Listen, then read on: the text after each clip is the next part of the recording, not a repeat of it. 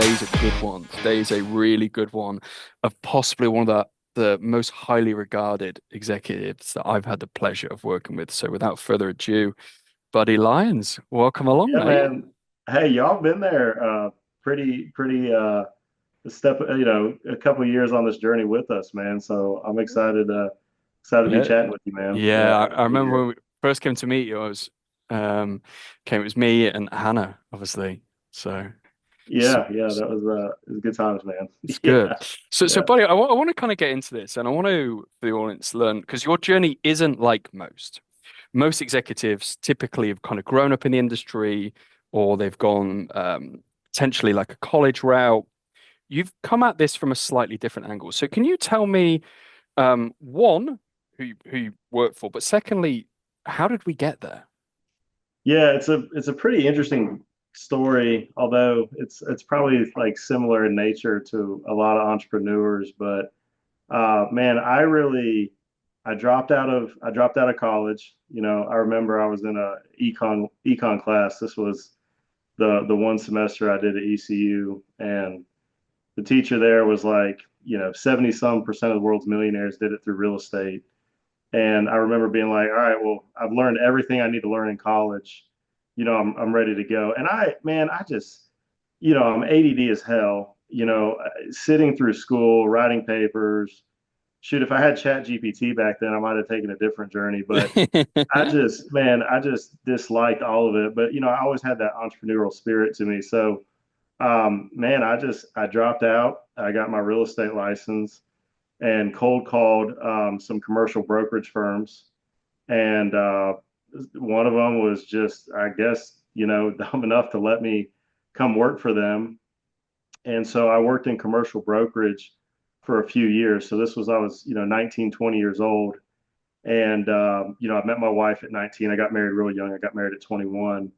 But I did that for a couple of years. And then I guess I would have been 21, 22 at the time. I remember thinking, man, I know everything I need to know. I'm ready to go off on my own, which is hilarious and not true. So I left the commercial brokerage firm I was working for and felt like I knew how to put residential lots on the ground. So my journey started as a developer, went from brokerage into real estate development, and then I'll bring it full circle as to how we got into civil construction. But went out on my own.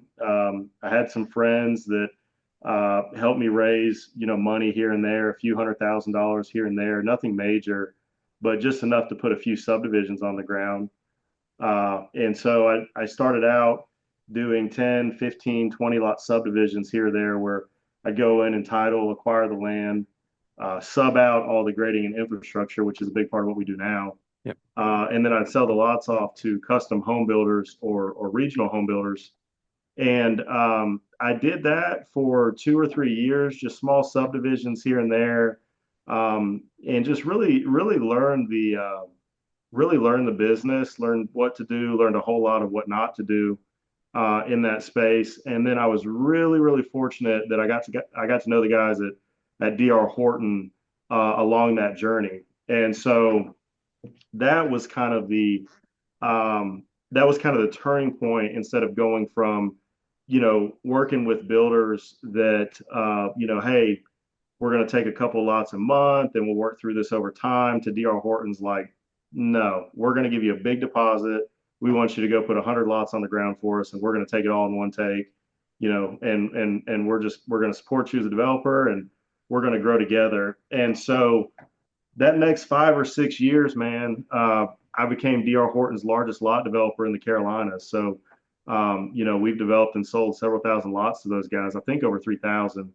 around 3,500, if I'm not mistaken. And About 5 years ago on that journey, we had 20 or 25 projects across the state, and I could not get civil contractors to show up on time or on budget. If you could imagine that, Yep. hard to Yep. believe. I know. And I was just like, man, screw this. I'm going to buy a civil construction company. And so I bought a small civil construction company. They did about 2 to 3 million a year in revenue. And the idea was like, look, I'll start out doing two or three of my own jobs. We'll scale it. Well, 3 years after I bought it, we became 50 million in revenue and had, 20 or 25 crews or something. And y'all were a big part of that too, because y'all really helped us staff the hell out of that thing. So I much appreciated. I appreciate it. No bullshit. We really wouldn't be here without y'all. Because I mean, we were going to keep making org chart mistakes, and we were going to keep making mistakes around structure and staffing or whatever. And I remember you're like, "No, mate, this is how you do it." And the rest is kind of history. So, um, That was an interesting meeting. We sat on a yeah, whiteboard and yeah, that was wild, man. So yeah, about 5 years ago, I started LeoTerra Site Works, and that was to primarily do civil construction on our own projects. And really through that, I was probably 80, 90% internal jobs, 10% third party. And we're in the process of really flipping that script now, where the majority of our revenue is actually coming in third party, municipal, working with other developers. And I like that better. I do. I think it allows both companies to operate independently and um, just do what's in the best interest of both of those companies. When you try to have one always serving the other or vice versa, it can get kind of wonky. Um, that's a crazy journey, mate. yeah, Your passion for the everyone who listens to this will know very quickly what an elite level executive talks like, sounds like, and their passion comes through, mate. So nothing like that, man. I Yeah. applaud you, but I want to kind of go back a little bit because look, you're a man of faith, right? You're a man of I faith and I am, yeah. married young. How how did you? I actually would like to understand the journey of yourself because um, growing up the way you did, going to college, understanding, getting married, that's not a normal route to then go and risk it all. What Yeah. what did you tell yourself to do that? Yeah, that is a great question. I think that, man, I think especially for like young men, you really don't know what it looks like to be a man. In kind of your high school and early college years, if you don't have like a core role model in front of you. And I have a great dad. Like I love my dad. My dad is a great dude. Yeah. But he had me at 45. So, there's a significant age gap there. And so I think what happens is you start looking to things for validation, like, man, I want to be liked by women, I want to make a lot of money, and you just kind of have this like hodgepodge of like moral mush that you don't really have footing in. And man, typical Southern, Baptist guy now. Uh, I met my wife when I was just really trying to figure everything out. I didn't know what I wanted to do. I didn't really have great kind of. I wouldn't say I had bad morals. I just didn't know like You're young. what does this need to look like. And Yeah. she was really involved in her church. It's a real big church in Raleigh, North Carolina called the Summit, and she got me going to church with her. Honestly, she probably should not have been talking to me because she was clearly backsliding in her faith, but she was supposed to start talking to me. And man, I heard the gospel presentation at that church a few weekends in a row, and I was like, man, I'm in, I'm bought in. I'm gonna devote my life to Christ, and I'm gonna figure out what this looks like. And that, man, and I fail at that every day. So hear me say that, but that really gave me uh, a foundation as to like what I wanted my life to look like. I wanted to get married young. I wanted to have a lot of kids. I wanted to live a good life, ethical. I didn't want to be a crappy businessman. I didn't want to be a sleazy dirtbag. And so like that's kind of the foundation of you know this the family life that I live now. I would say it started there when I gave my life over to Christ. And you know, It's amazing. and then I think too, when you have a partner or a wife that shares those same values, everyone's swimming in the same direction in your family. So um, my entrepreneurial journey would not be what it was without a correct foundation and sense of purpose behind it, I guess is the best way to say it. Yeah. Would it be without leading the witness, would it be fair to say that you weren't alone on a journey which is often very lonely? Say I was or was not. Are you potentially because of your belief in your faith and the relationship you had with your wife, did that make Yeah. it then? Yeah, makes Yeah, sense. that's a great way of putting it because I was up until that point. I mean, I wanted to be an entrepreneur, I wanted to do stuff, but to your point, that was kind of the turning point where like what is a very isolated journey, as you know too, very well. When you have a rock and a foundation with you, I mean, it just helps you, and Really, probability of mate. success goes up, you know. It's an interesting way, mate. And my wife's my best mate. Yeah, She's God bless the wives of entrepreneurs too. I I've mean, I no haven't met your wife, but idea. I can only imagine. Yeah, Yeah, no, and I'm a lot. yeah. She says to me, if it wasn't for her, I'd be a menace to society. And there's a part of me that unfortunately agrees. Make of that what you will. Uh, the way you've looked at this is quite introspective in that you've become maybe a better version of yourself as you have gone through this entrepreneurial journey. But entrepreneurial journey, it sounds very glamorous. I actually believe it's a bit of a curse in some instance. Can you talk to me about what made you do it? Because you probably had a great job in this brokerage. It seemed like life was going really well. What was your maybe compass reading on I want to do this and I want to build something of size, substance, and scale? Whew, that's a good one. I definitely think I definitely think entrepreneurs are a little bit more born than created over time.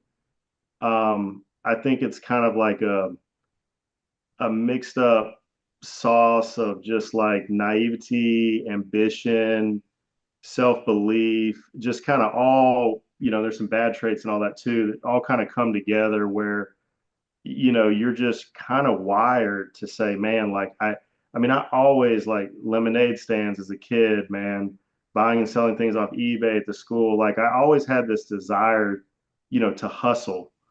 And so, like I tell the guys in the company, like one of our core foundations is grit.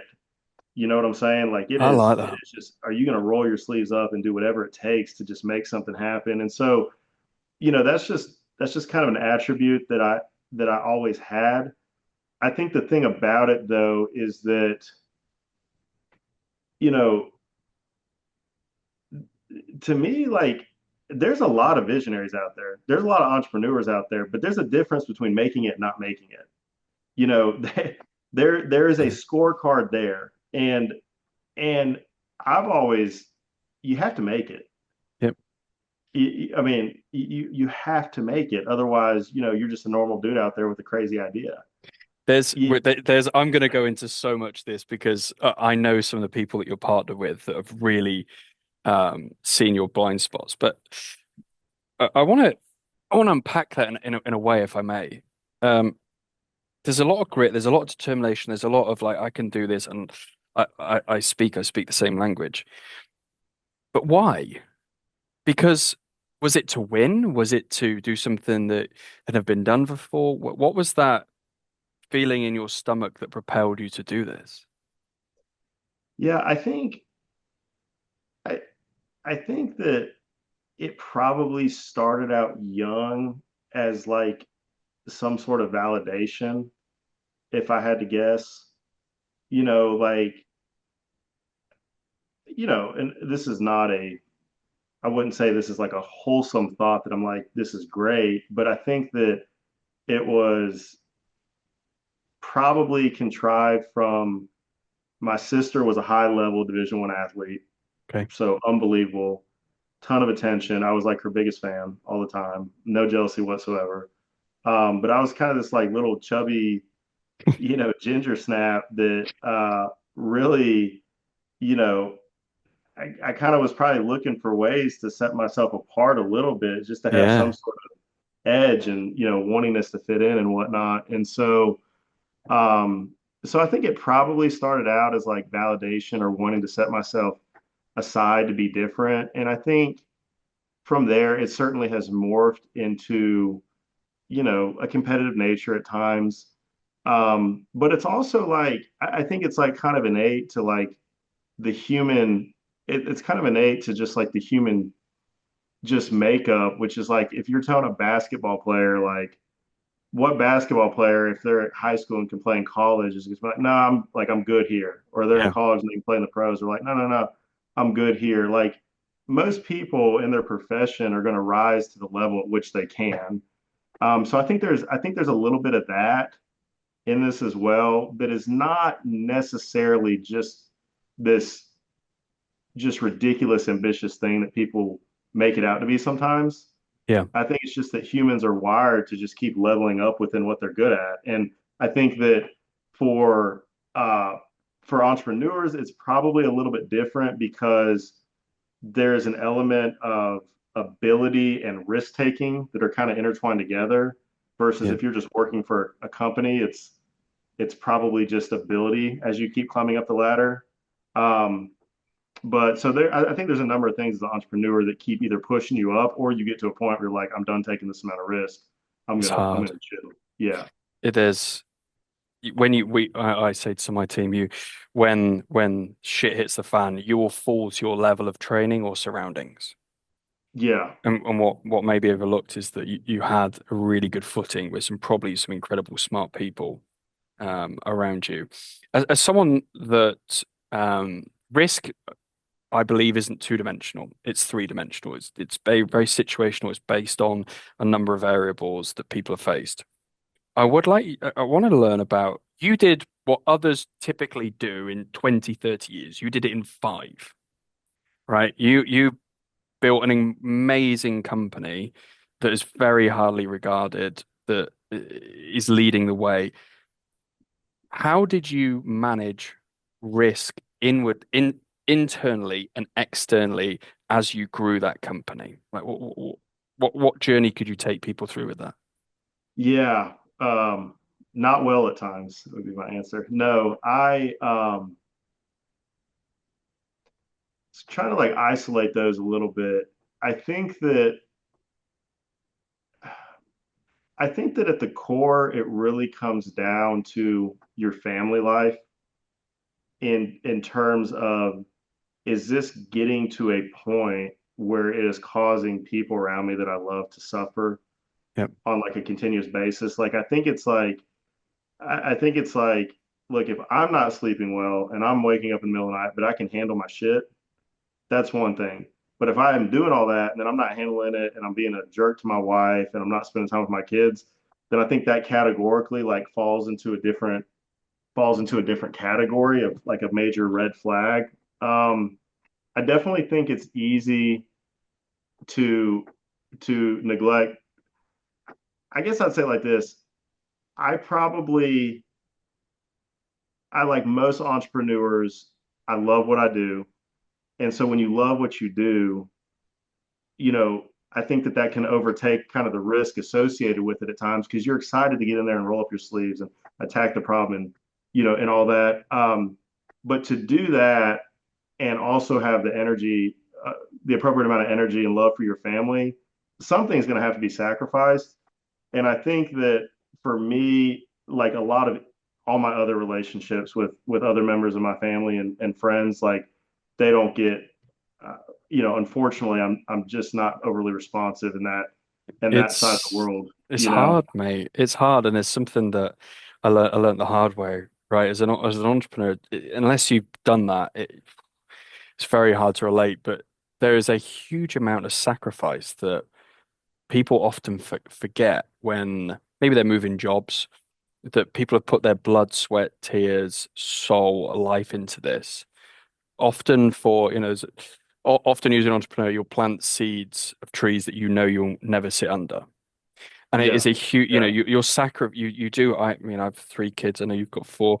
You sacrifice a lot, but what you may miss out, you'll get back in the end.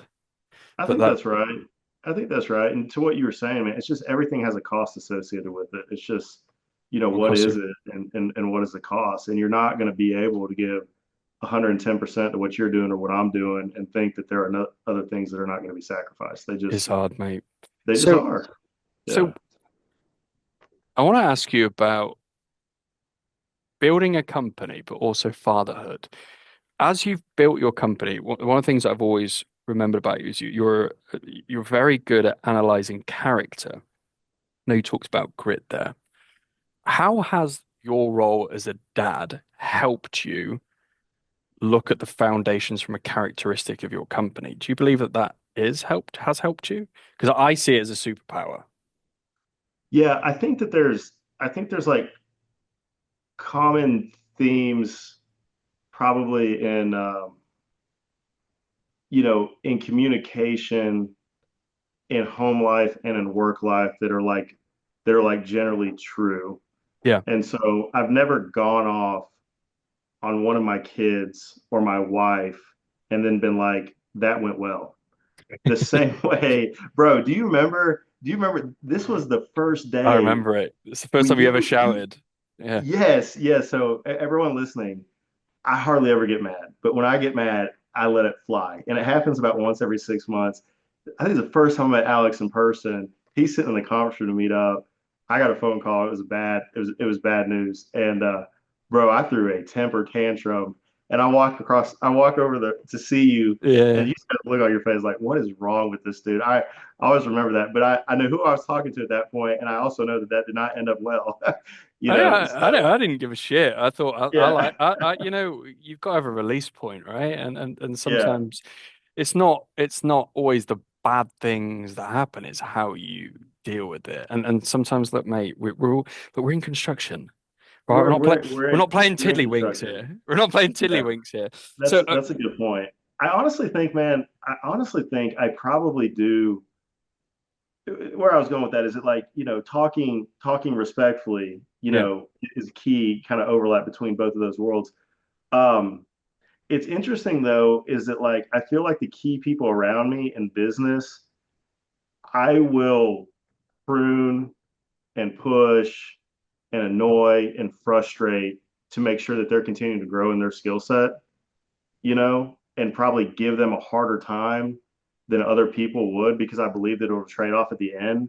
Where yeah, I don't feel like I'm doing that as well with my children. I feel like I'm just like, look, my girls, I just want them to have a nice, yeah. cushy life, and I can't tell you that that's probably the right strategy, 20 years from now. So I actually think I do a better job of pushing the appropriate amount of buttons for results with the people around me at work than I do, in my home life. But I think all of us in the same way, man, when you're a dad, you know what's really important. It's hard. It's very hard, and I'm interested to unpack this because I know we've talked about your team a lot, but okay people want stability. Good people typically want clarification and reaffirmation and um, positive reinforcement. Elite people want pressure, Yeah, period. yeah. And challenges make champions, like wait, with you can always rein it in, but if you're not pushing at that real sharp point, then you're not going to do it. And I actually believe that friction in construction is a good thing in business. Friction isn't bad. If you have a bunch of people that all think slightly different things, good. Like I that's all totally right. agree. Yeah. Well, and imagine this, man. Imagine if someone on your executive team rose up through the ranks over 3, 4, 5 years and never actually went through like anything ultra difficult, never dealt with a ton of friction, never had to have sleepless nights, never had to have a ton of stress. Like when reality hits them, when there's something going on in your company, like they're not going to be prepared for that moment. They're this to me is there are no shortcuts in life. You might get from A to B faster, but it's going to be at the expense of something else. You didn't learn the lesson appropriate. And that's the same way with us. Is like, yeah, we did in 5 years, 20 years, but there's a whole lot of lessons I learned in those 5 years that could have made this journey a lot simpler. So there's just a cost associated with everything, and there's a trade-off with it all. There is, mate. And there's, I've probably done a lot of the dumb shit myself. And Oh yeah, learning on your own money is one of the most dumb things I've ever done. I tell people, I'm like, if I've freaking done this and it didn't work, don't do it just to say you've done it. Like, that's stupid. So yeah. You mentioned earlier about, you're the visionary, you're the heartbeat, you're the pulse that beats strong in your company. But where I think you were very clever is you hired people that complemented you. Can you walk me through, and maybe for the audience, how you structured your executive team and your key leaders, and what really propelled those types of people to you? Maybe less from because a lot of them don't come from your traditional background. Tell me about your viewpoint there. Yeah, so our company is really it's just really unique because you have a development company that is working with private equity groups and just like, very institutional quality investors, right? And then you have a site work civil construction company that is blue collar as hell, right? And then we've got a home building company as well that, I mean, it's not small either. It's 30, 40 million in revenue. So, and that's kind of a different culture, right? So kind of the blend of all those cultures is like really a dynamic that we're constantly having to tweak with. But for me, the classic, visionary integrator model that so many people subscribe to. I believe that's true. I think that we just have a little bit of a twist on it at our company where like I have a guy that is just so key on the EQ side of things that Yep. is not going to let us make bad emotional decisions. That's not going to make it is not going to let us to negotiate poorly, and he does a phenomenal job. And then I have another guy really on that operator integrator board that it kind of takes the other half, and he's much more of the integrator side where he is just going to execute on a number of different things in the company, drive, push, can float between different business silos. And so we adopt the visionary integrator model. I just really have it broken up with two people and two very different skill sets. One is a high level executive that was the COO of a 1,300 person company. The other one is a private equity guy through and through that is numbers, spreadsheets, drive, drive, drive, drive, drive. And we really need both of those individuals for the way that we're set up. So how did you build high levels of trust within your sphere? Because you can't operate at that level in a normal environment. Like, how did you foster in such high trust amongst your team? Yeah, that's a great question. I was actually thinking about that today because I was like, if someone asked me like, how do you do with like building culture? Because you look at like hoopball and you're like, man, those guys look dialed in on culture. I've talked to Yeah. Brian like one or two times, super impressed with what they've done. But I'm like, man, I'm not like really the culture guy. I fundamentally believe in it, but I want to be in a corner, left alone, looking at spreadsheets, trying not to be annoyed, not overly joyful or to be around. Like that's more my MO. But I think what we do really have here, which I think is very important and kind of bleeds down, is we've got five or six key guys that we really enjoy working with each other. Yeah. We really like working for each other. We're all rooting for each other. We want to see all of us succeed. And I think that kind of like is the catalyst for what's going on in the rest of the company. I think the trust has to be built over time. And you can pick up pretty quick if there's someone you can trust or not. I mean, to totally be blindsided by someone, it'll happen, but not as much when you've seen the script play out so many times. But I think really liking your executive team to me is very very important. Um, you know, we've had really high producers in the past that are toxic, and that's like the worst thing for your company. And I try to really simplify it. You know, I fundamentally kind of look at it as people within the organization, or they're either like really like kind of a light cell that's attracting other people around them and promoting healthy growth, or they're kind of a cancer. Yep. I've kind of found it to be true that at the core, a lot of times it's really one of two ways. It's hard, mate. Everyone has different. There's two X's we've done in the past, and then me and Hannah had some of our young leaders. We'd get them all out and we go, tell us everything you're not good at or you don't like. Yeah, If you can have a team that is disarmingly honest and will say, I'm not very good at this or I don't need that, then you can work with that. I actually believe that if you as a leader, if you have team that don't tell you your blind spots, they're actually lying to you. dude, that is profound that you just said that. And man, we had an interview yesterday, and I told the guy we were wrapping it up, and I said, "There's really two things." I said, "One, if you're not going to be honest with me, and I mean that in the sense of like, if I'm wrong, if you think I'm wrong about something and you don't tell Yeah. me, that's huge. Like, I need to know if you're rocking with us with what I just said or not.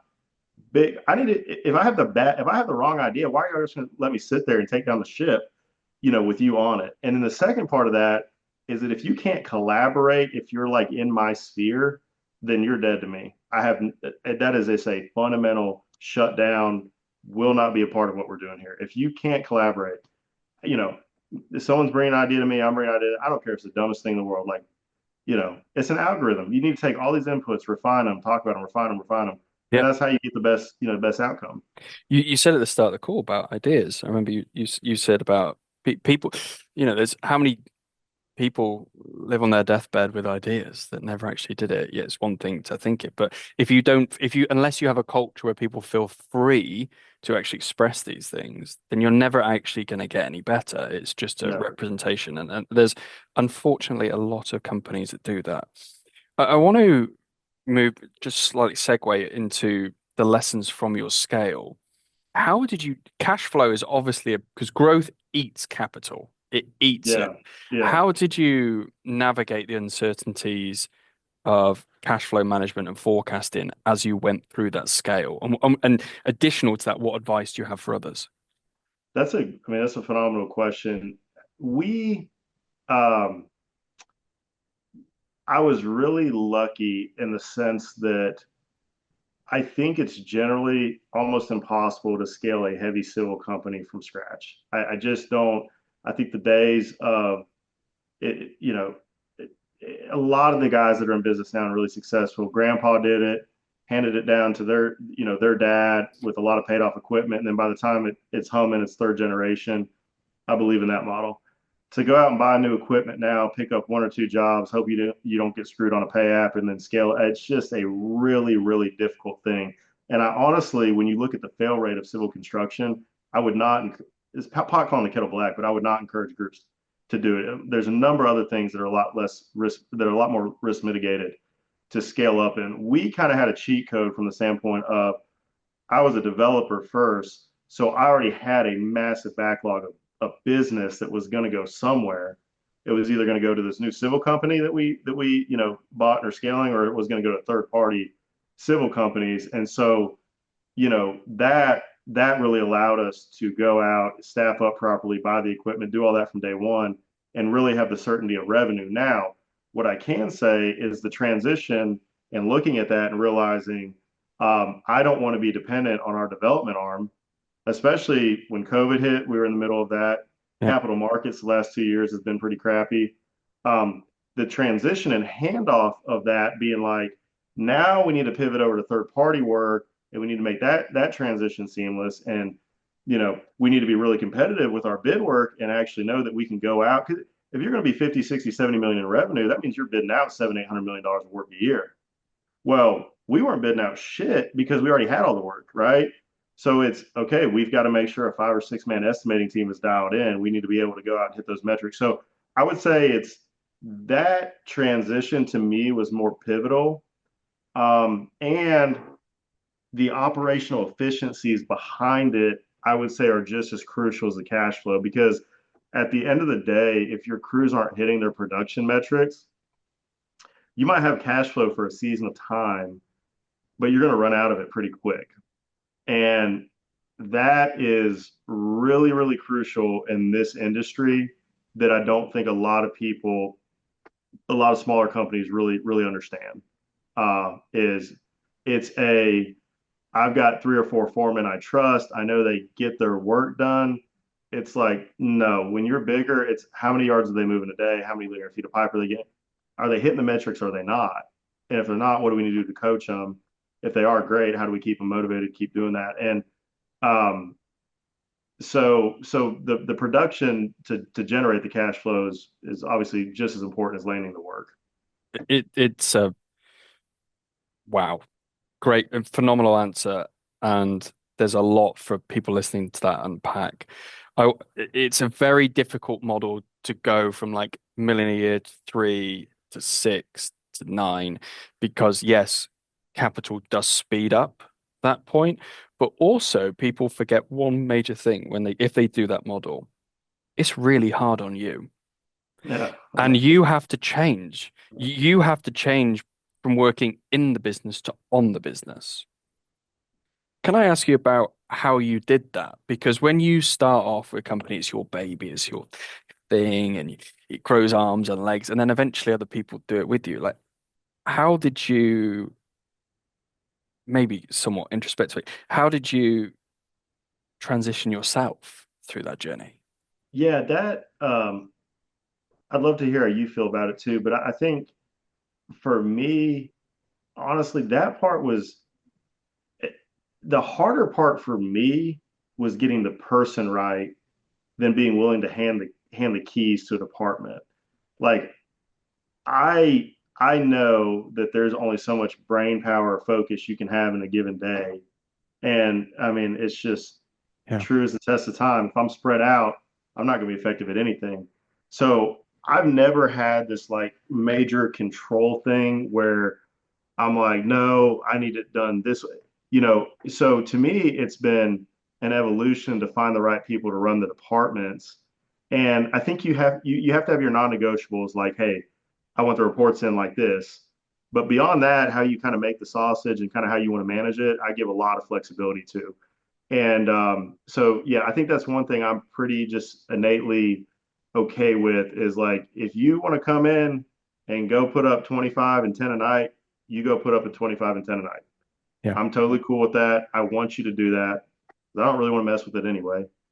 So that part's always been relatively easy for me. The hard part is identifying that person and getting them right. It's very And I don't challenging. know. I mean, was control a big thing for you giving up or No. no? Yeah. Mine, no, I went through an exercise and there's an actual reason why I asked you about your wife earlier, because my wife's my superpower. I asked my wife, I said, what am I not good at? My wife, and then I have my second wife, which is Hannah. I'm not actually married to Hannah, but Hannah's like my sister. They sat me down. They went, "You're not very good at this, this, this, this, this, Yeah. this, this, this, this, this." The list was endless. And I was like, "All right, well, why the fuck am I doing it then?" Right. And you have to, I think, to really scale, you have to go through a bit of an ego death. You Yeah. have to go through a bit of an ego. I can't do this anymore, and I don't. I'm not very good at it. And then it changes your narrative and your thinking because when you start a small company, you do a bit of everything, right? You do a bit of this, bit of that, bit of this, and then you're actually the only way you can scale is by putting infrastructure, operational processes, really good systems, really good people, high levels of accountability, your non-negotiables in place, and then it's a bit easier. Um, I found it. I found it given the control over easy. Yeah. I'm very lucky. From the early point of our company, we did something similar to you. I was like, Hannah is way better than this than me. She just can't see it. So, right. So the journey was we always succession planning. Always, Yeah. always, always, always looking at it. And we have an axis. So we'll have a conduct axis and a capability axis. I would always hire on conduct rather than capability. Mm. Always, always. And Jay's with me now. Jay, this is a lesson for A&M football. For him, listen, they did the opposite of this. Hire on conduct. If you have people that are 8 and above on how they conduct themselves, are they willing to learn? Are they initiative of thought? Are they curious by nature? Do they see abnormalities and patterns? Can they connect the dots? Are they are they prepped for meetings? Are they taking on critical feedback? High levels of conduct. Capability. You could have the greatest project manager, pipe form, you name it. But if they're a dick, you're fucked. It's so true, man. You're fucked. High quality people, man, at the core. Yeah, yeah, and That's what it's about. it is, Yeah. mate. It is. On a lot of people may be listening to this call and thinking, "Oh, wow, this guy's got everything together. It's shit. He's got his shit together. This is amazing." But I'm sure you did some. I'm sure you did some dumb shit.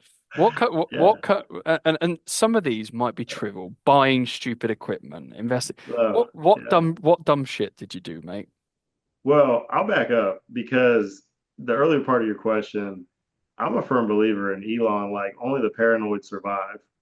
If you're Okay. not, I'm very much like if your head is not on a swivel wondering what's going to make you go bankrupt, like you're kidding yourself. And so that's and I like it, man. I don't care how healthy we are or how much we have going on or how much revenue or what we have in the bank or don't. Like if I'm not feeling like a little edgy, like man, something can take you out. I think it's not the best way to live a life, but I think it's the best way to ensure, business success. So that's a big part of it. Beyond that, dude, I've made every mistake you can possibly make, man. I mean, yeah, I think I think as a general theme though, like um, you know, the at the core, it's really about the right people. A lot of people put emphasis on the business plan or dude, you can go start an ice cream shop and make money. You can go start a yard cut business and make money. You can go start a private equity fund and make money. Like you don't have to have this grand idea, but you have to be able to execute the idea, to make money, right? And with that really comes down to the people within the organization. And so I would say hiring too quickly in terms of not not not necessarily from a timing standpoint, but like not interviewing more people for that job. Um, Really, we've always had a propensity, and I think we finally have gotten better at it, where you need to be strategy, structure, staffing. So what is our strategy? What is the ideal org structure around that? And then only staff out appropriately. Early on in your career, you have a really high propensity to be like, well, if I let me just take this guy and move him over here, and then he's kind of good at this, and we'll give him this title. And then it's like, no, no, no, no. No, you need to have the strategy and you need to have the org chart identified and then staff around that, not just do him here and him here and him here and him here. So I think that having the right team in place now, it's pretty apparent that most of the sins that I made were around were around staffing. And it's, I guess, both arrogant and humbling to say that it has had far less to do with me and way more to do with the people running the company. But I will say we made a heavy swing about 3 years ago where we were just really heavy. Like if you over administrate a small company, you'll kill it. If you under administrate a big company, you'll kill it. So you have to find that right balance. And about 3 years ago, we just were very project management administrative heavy, and our field production was not where it wanted to be. But the back office and all that shit was super tight.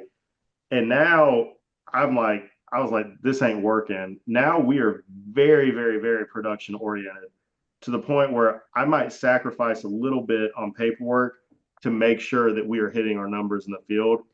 And so, um, in this industry, man, I think over administrating hurt us. Uh, but as we're growing, if we under administrate long term, it's going to hurt us too. So but getting to a more field centric operations was crucial for us, and very thankful we're there now. I actually remember the conversation that we had, Yeah. and there was a. I asked you. You may not remember this. Um, we're in the boardrooms, me, you, John, Hannah, and I said to you, if you had to kill your company, how would you do it? Hmm. And you gave me quite a similar answer. And any business owner that is listening, but I haven't got it all together. I do loads of dumb shit all the time. We try and kill our company every month.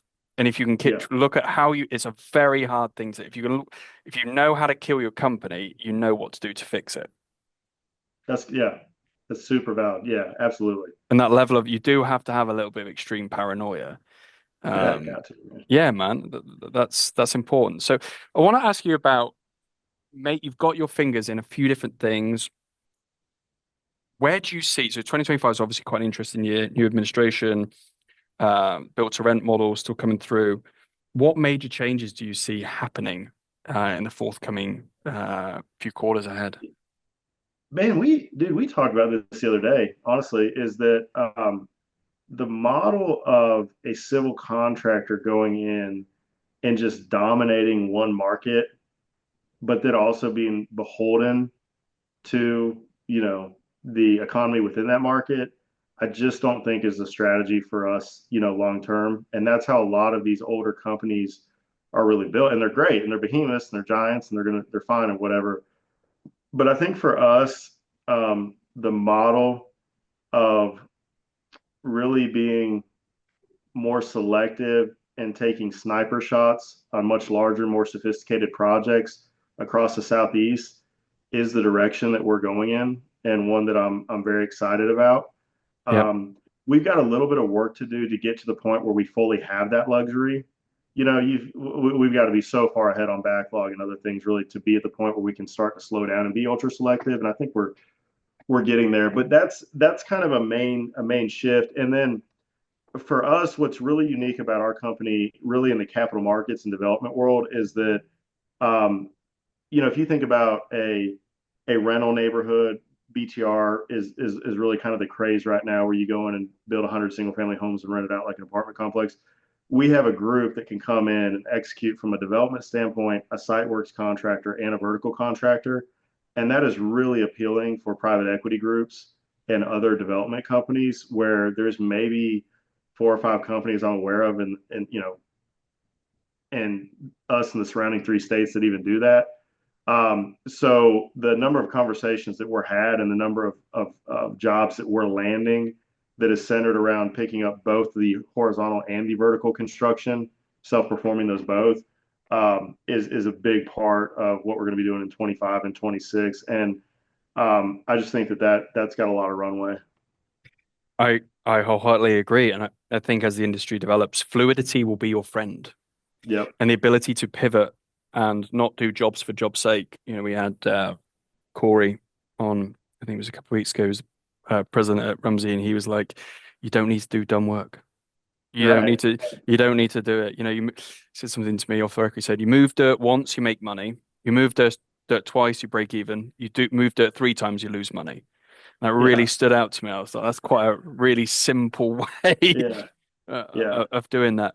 And what's the future look like for you? Personally, Mm. professionally, what's the plans? Man, I couldn't even tell you, man. I love what we're building here. Um, you know, Almost every time I've looked ahead at different stages over the last 15 years of having the company or whatnot.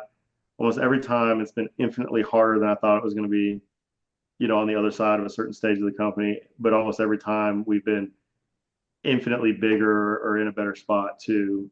So, my goals and ambitions would probably like scare you if I actually said them out loud. So, No, I try to be, cognizant understood. of that. But you know, all our the vertical, the horizontal, and development are over 100 million in revenue right now, and I think that going from 100 to 200, I think that's going to go pretty smooth.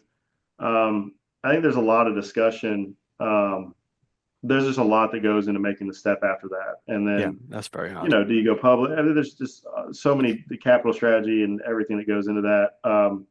But I've been so laser focused on getting our process and procedures in place to be able to scale, and take a massive jump. That's really been the focus. But it is going to happen. We've probably got 6 more months of tightening stuff up, and then we're going to be getting after it. Good for you, mate. Good for you. Wow. What an episode. I'm sure there's a lot of people listening to this going, fuck, I've learned a lot of stuff. And me too, mate. Thank you so much for doing this. I always ask people, our audience, often want to reach out to people and they've maybe heard something that's so profound or they've heard a little nugget. Are you available if people want to reach out to you for networking purposes and just to share some knowledge? Oh, absolutely, man. I Okay. love I love talking about this stuff. And Yeah. and how's best for you? Some people Instagram, some people LinkedIn, some people's Yeah. phone. Well, what's best for you, mate? I tell you, man, I just got Instagram. I don't use it all, but the reels on it are like the funniest thing in the world. So I'm finally on Instagram, but I don't even know what my handle is or Uh, whatever. Yeah, email for sure, man. Email is the sounds good. best way to do it. Yeah. Well, we'll put your social handles on the bottom of the Yeah. podcast. And Yeah. thank you so much for doing this today, buddy. I really Man, it's great to appreciate it. see you. Great to Thanks, see you, buddy. man. All right, brother.